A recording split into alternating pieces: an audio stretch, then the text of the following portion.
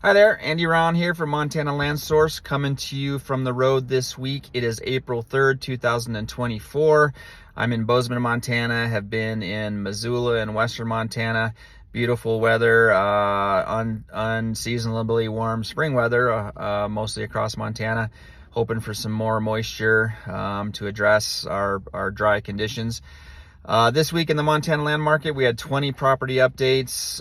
7 of those were new listings, which is higher than normal, likely ramping up for prime showing and selling season. Also 7 price reductions, which is higher than we've seen in a while.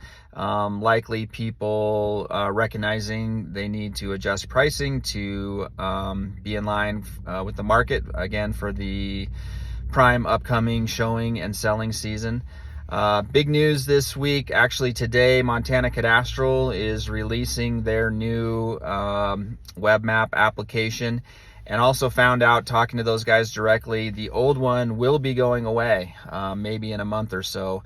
For those of you that may or may not know, the Montana Cadastral map application online, that app is about 12 years old. They really hit it out of the park when they designed and released that. You know, Montana Land Source has a map app as well, so I know something about what it takes to produce a map app, and those guys really hit it out of the park.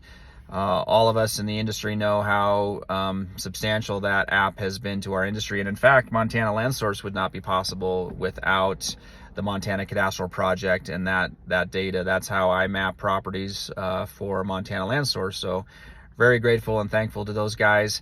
But if you haven't used the new app that releases today, I gave a link about a month ago, I think it was, a beta link for people to try it out. So if you haven't, make sure to do that. It is different. You do have to, it does look different, perform a little bit different, much faster.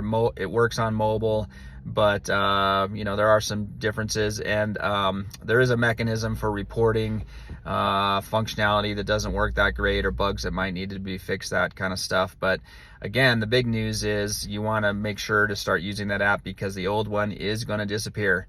They needed special accommodation to even keep the old one up. It's that old, and the state wanted to bring it down, but they've really pushed hard to keep it up so that people can make that transition.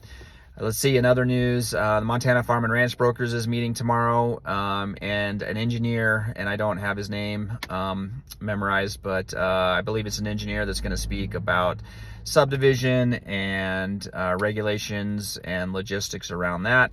So that's available in person in Billings, Bozeman, and Missoula, but also on Zoom. You can go to mtlandsource.com at our events calendar to get information on that. So that is the news for this week. Thanks for tuning in, and we'll see you next week.